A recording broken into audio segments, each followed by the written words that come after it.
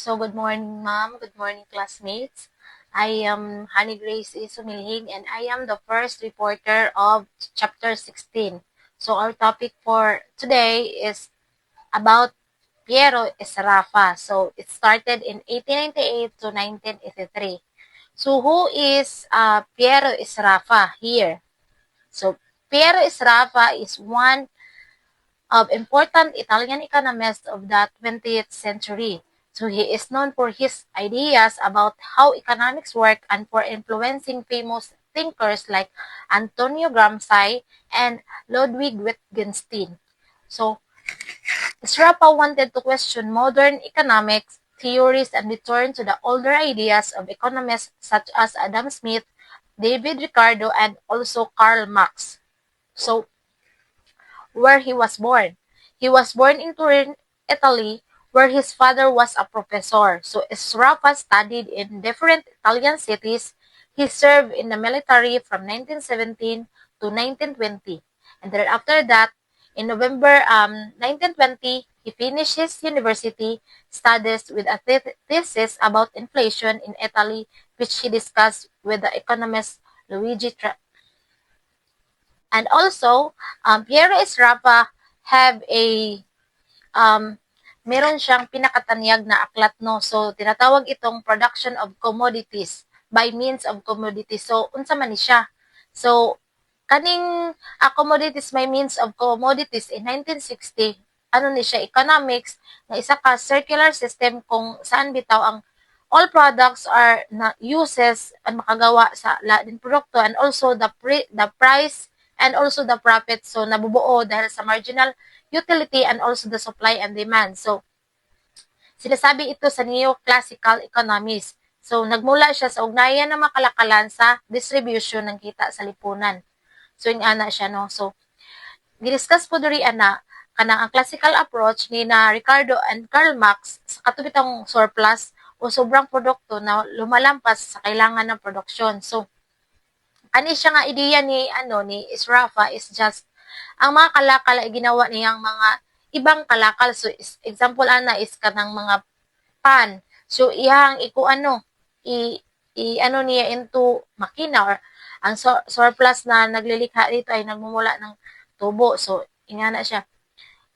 Ang mga example aniya ang pan man, no? So ang katong gabuhat og kuan katong mga machine mao toy dito nag-start ang ilang tubo. So dito mag-ano ang iyahang presyo ug ang profit niya. So mo na marginal productivity ni Israpa sa iyang sikat nga libro sa itawag Commodities by Means of Commodities in 1960. So ingana siya.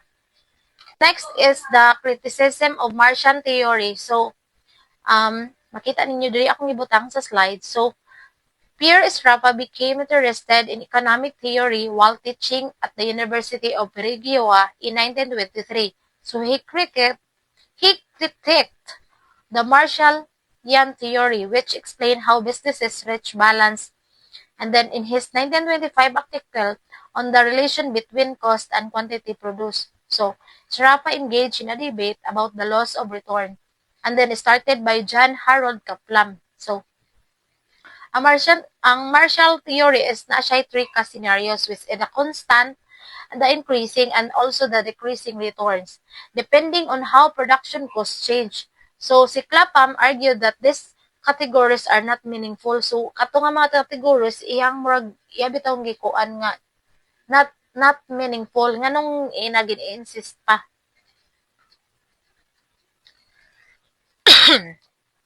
So, nga nung gitawag man ang Marshall theory is na siya constant return.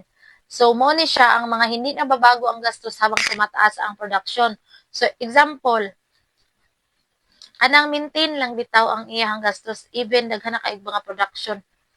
So, ang ikaduha is increasing returns, no? So, mababa ang gastos habang tumataas ang production. So, kay daghan man kayo og demand, so gababa pud ang iyang gastos. And then, the third one is decreasing returns. So, tumataas ang gastos habang tumataas ang production. Kay daghan mag-demand, so mas mutaas pud ang production because of the gusto sila makagain og more profit.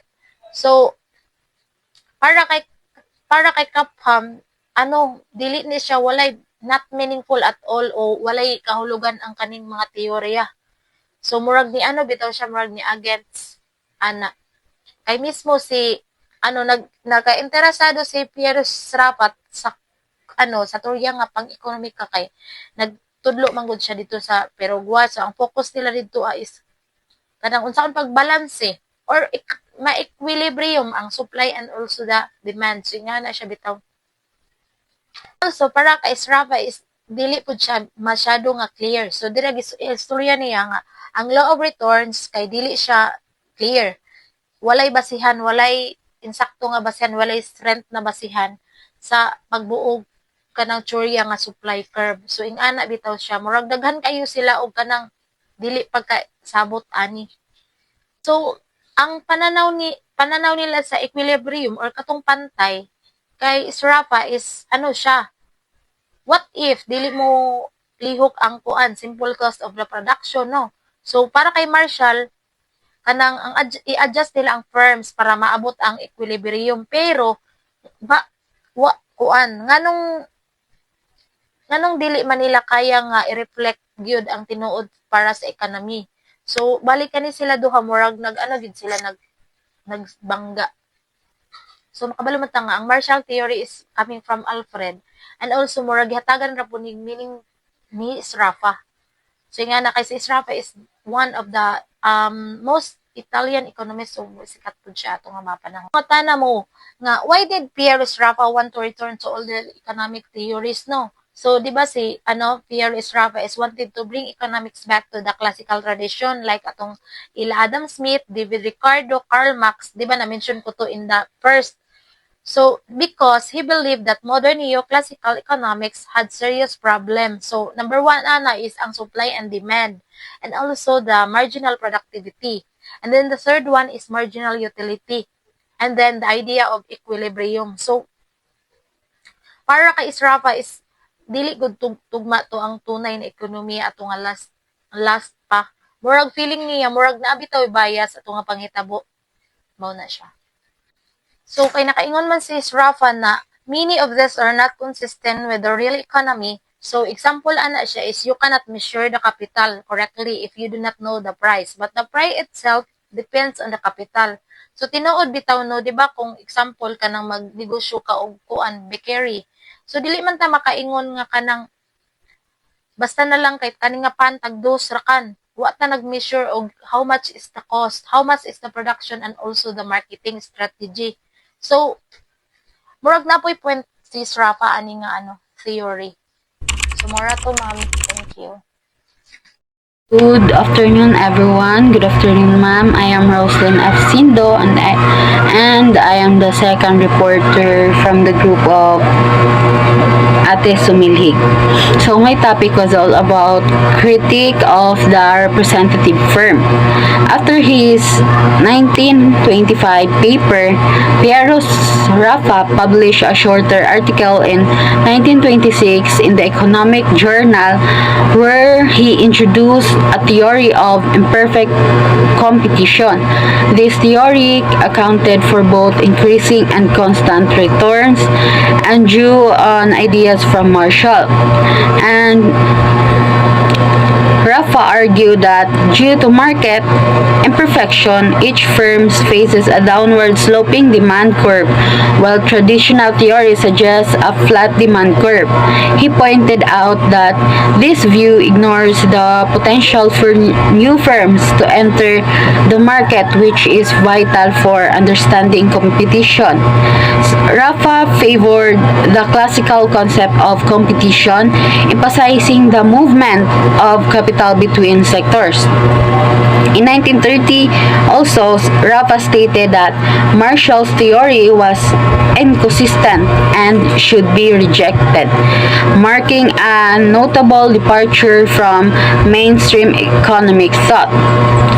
So, ang representative firm is concept na gigamit sa mga early economists, especially si Alfred Marshall, to simplify how industries works. The representative firm is criticized because firms are diverse, not identical, and industries constantly change, and real competition comes from differences among firms. And the concept mixes short-run and long-run analysis. And also it oversimplifies cost structure. So, in 1926, si Piero Rafa wrote an article in the Economic Journal.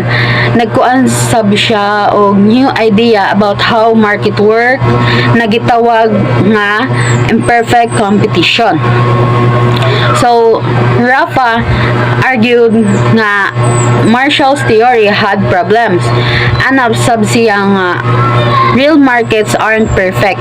Each firm faces a downward sloping demand curve, meaning if gusto nila magbaligya og daghan, kinahanglan nila pagamayon ang price. And also, Rafa argued that new firms can enter the market and this greatly affects competition. And he believes nga competition should be seen as the movement of capital between sectors, meaning ang investors is mag-move og money to more profitable industries.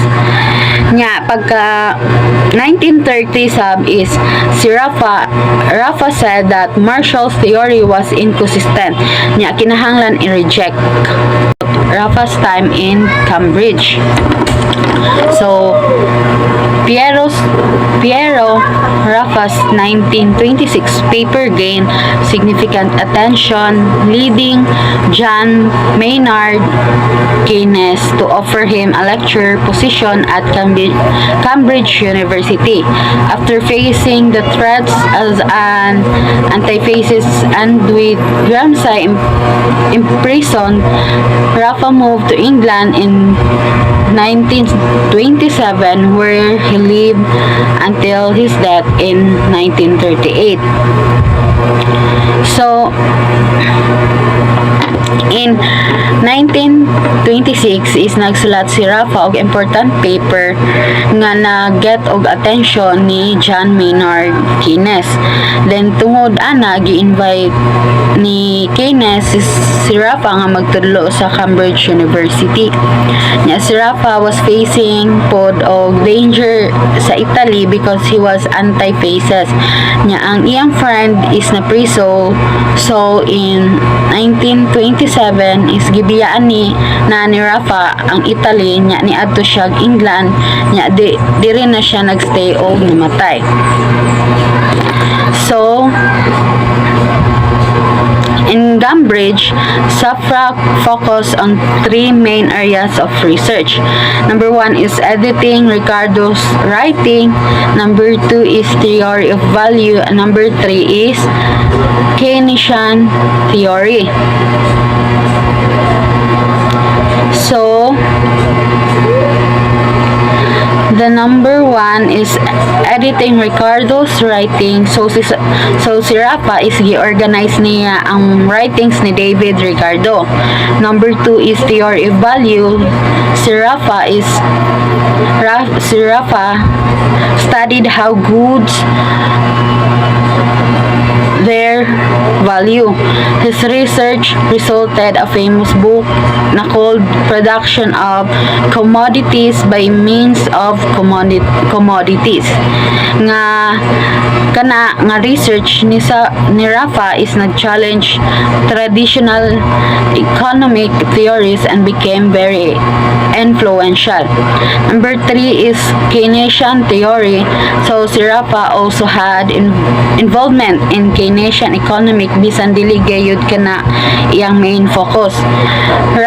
Si Rafa food is nag-contribute og many ideas nga makatabang sa early development. My topic is about Serafian School. So, after Perustrafian's work, many researchers look into his ideas, comparing classical economics with marginal theory. This sparked discussion about capital theory and how to express so. Alisardo gi-introduce ni Perostrapa ang iyang ideas daghang economist nga interesado sa iyang work. So this led to what is now called Straffian School, and also Straffian book Production of Commodities by Means of Commodities, question the mainstream supply and demand.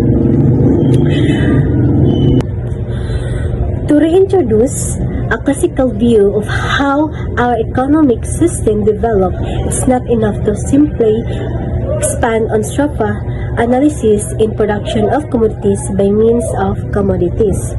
So, Straffa model be simplified, extended. So, gusto ni Straffa nga ma-analyze o mapakita unsa ang pagbuo ang presyo nga walay bias ug sakto nga pamaagi. Ug dili lang nga kanang sa gi-indicate lang siya sa supply ug demand. This means we can just take his basic model or limited causal relation and extend them gradually. So, dili ko daw basta-basta nga i-extend ang iyang mga basic model o mga simple nga causal relations. Dapat daw mas lalom o mas komplikado ang pagsabot nga kinahanglanon. The different approaches that have emerged show the ongoing interest and energy in the research project that Straffa began. So, pagkahuman ni Straffa, daghan daw ekonomista ang nagpakita og interest kabahin sa iyahang mga ideas o contributions. In conclusion, Perostrapa was important economist in the 20th century, known for critiquing managerialist theory and reviving classical economic ideas.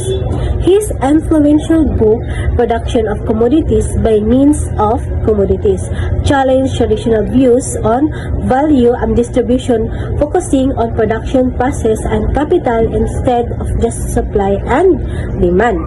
So, si Perostrapa was an important economist in the 20th century. He is known for criticizing marginalist theory, modern supply and demand economics. So, its book, Production of Commodities by Means of Commodities. So, kani nga books is nag-think about sa value, unsaon pag-determine sa price og goods, and also distribution, unsaon pag-income divided between wages, profits, and rent.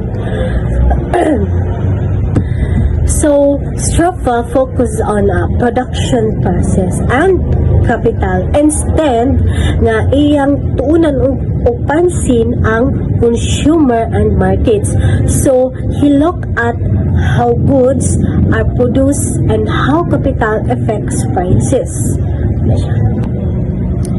His work encouraged further research into economic thought and inspired new theories, particularly from his followers, aiming to change political economy.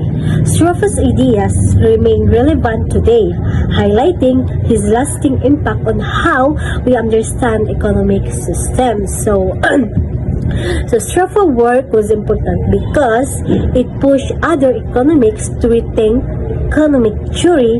So, ang iyang ideas is maka-inspire sa new economic models and maka-encourage deeper studies on how economics really function, not just in theory but also real production settings.